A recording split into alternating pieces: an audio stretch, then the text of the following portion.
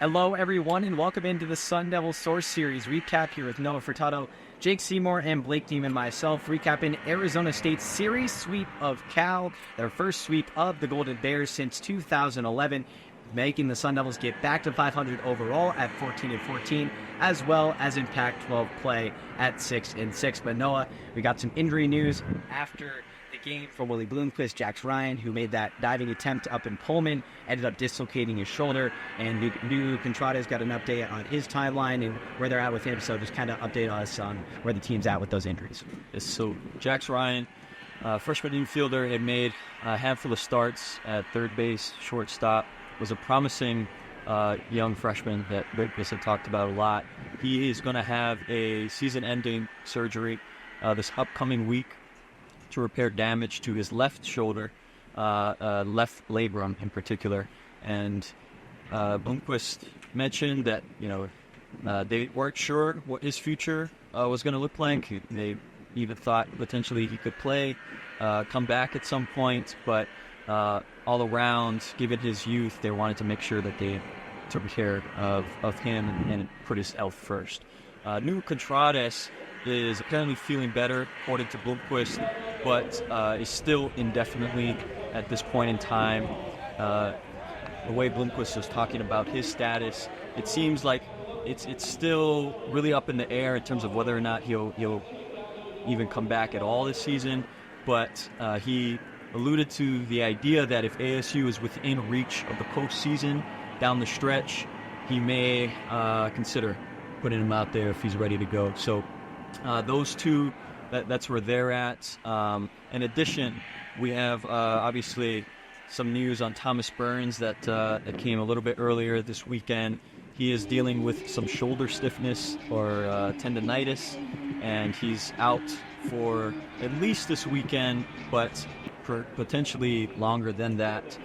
They want to make sure that he's okay in the long run. Bloomquist mentioned the stiffness started to come up after his last start in Pullman. Obviously, it's rainy, kind of cold there, and he went a little bit long in that one. But those are where the injuries stand. It had some implications in terms of players stepping up, both in the lineup and out of the bullpen this weekend.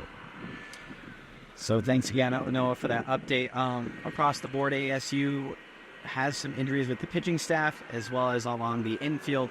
But with that, we saw some new guys get some opportunities this weekend. Mario Demera came into this weekend, I believe, 3 for 25 on the season. They went 5 for 12, 6 RBIs, really had an explosive time. And then Iman Lance had 2 home runs this weekend, did not have a singular hit coming into this series, had one yesterday, and also got his first hit as a Sun Devil. Both of those guys were able to get their opportunities with some of those shifting lineups for Bloomquist, and they were able to capitalize. Yeah, Demera was pretty impressive this weekend. He slotted in at third base, started the last 5 games, all 3 this weekend.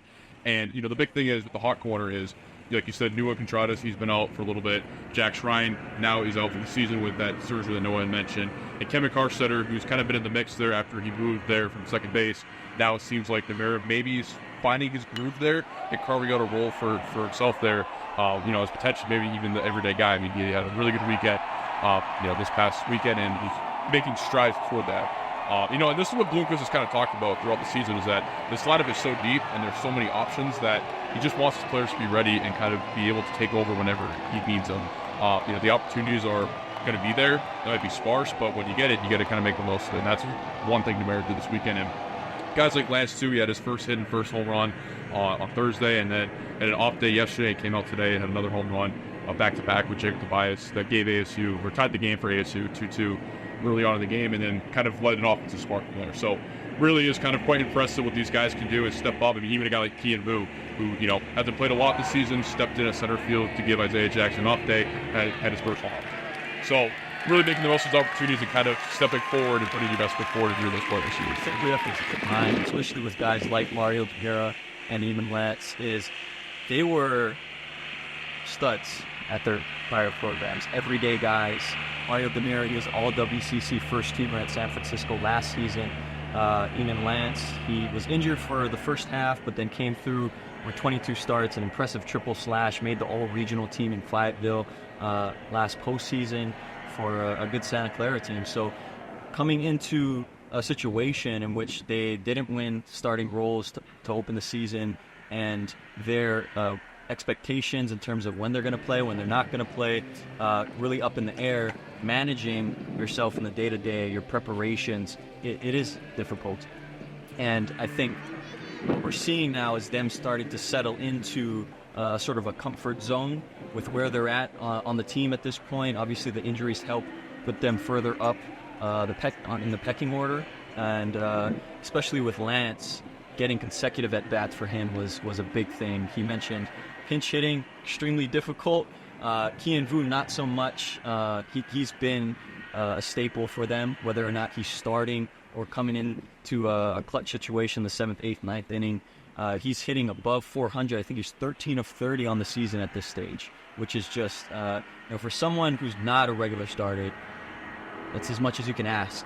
For a sophomore, true freshman last year, got some reps under his belt, but not anything too significant.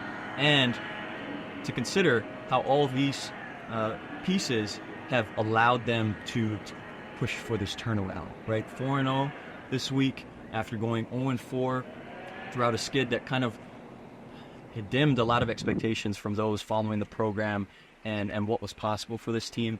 Now you start to even out and say, okay, well, see how they go now. It's not so dark time.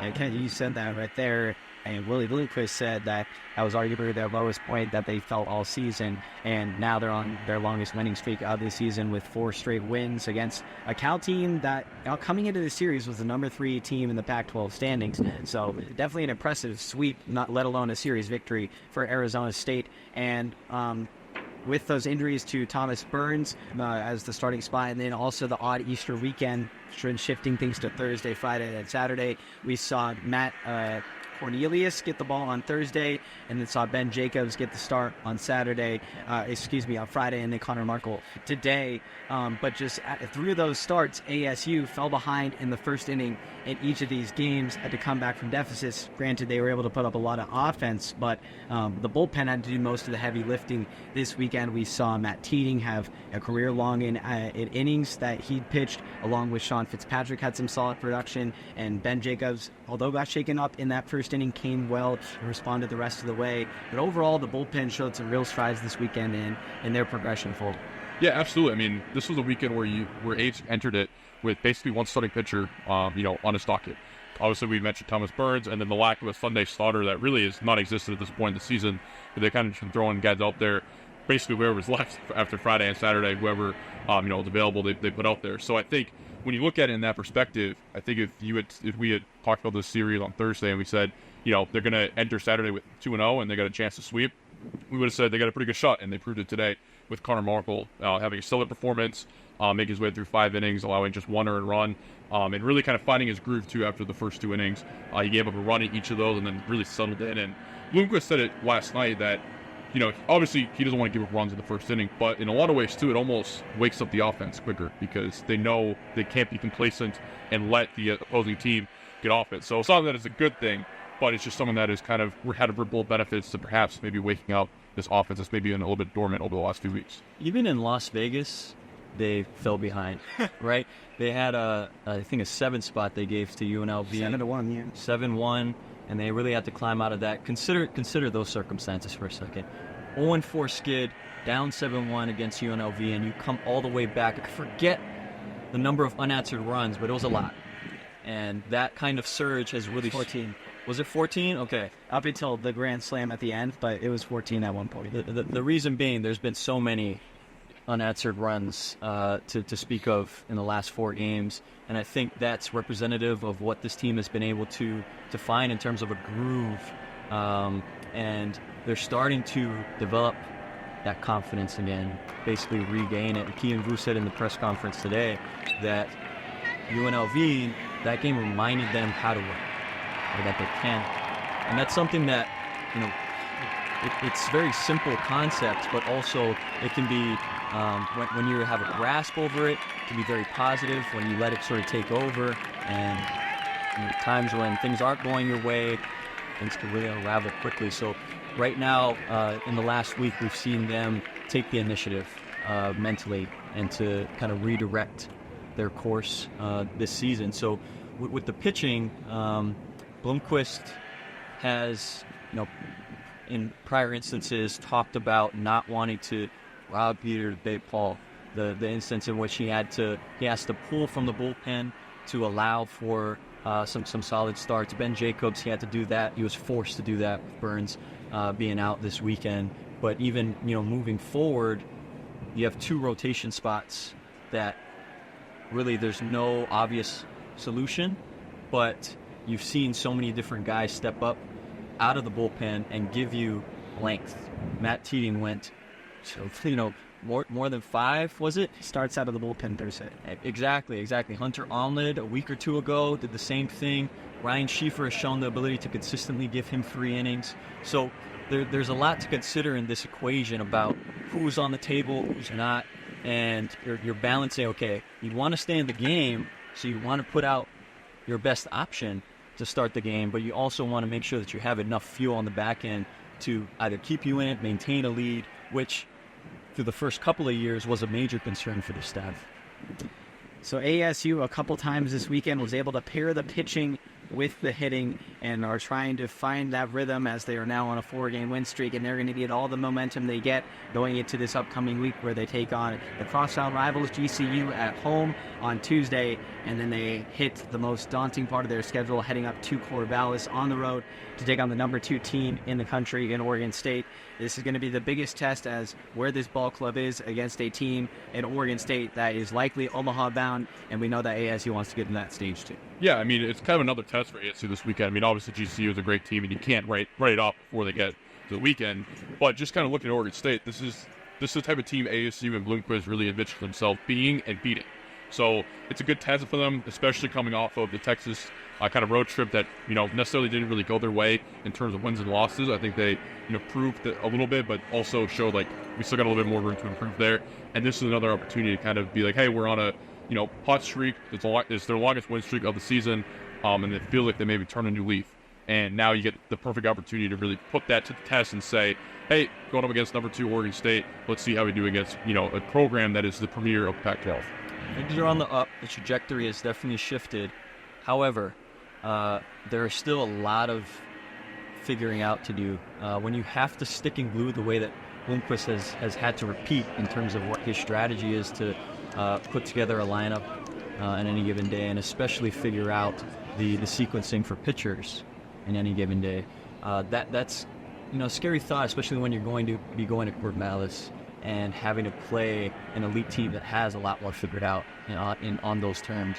So for Peraza mentioned yesterday that without Thomas Burns, without a third starter who can give you length, they're in a position where you're kind of forced to put some of those bullpen guys, even if you're not pulling them to start, you're pushing them to extend an inning, a second inning, right, longer than was the plan for early in the season, trying to get them into a sort of a comfort zone with what their role would be. Now that has to be redefined. You saw Jonah Giblin after he hit for 4 earned runs in his first inning today, go 2 1/3 more. He was excellent, right? But that involves some risk, right? Leaving him out there because you have to, as opposed to because you want to. So there's a lot to be considered in the process of how this team moves forward with the injuries at hand. ASU far from where they want to be, still at 500 in the season, and a big daunting test this upcoming week against Oregon State, but they take care of business here this weekend with a sweep of Cal, the first against the Golden Bears, again since 2011. That's going to do it for our SunDevilSource series recap. For Noah Furtado, Jake Seymour, I'm Blake Neiman signing off from Phoenix Municipal Stadium.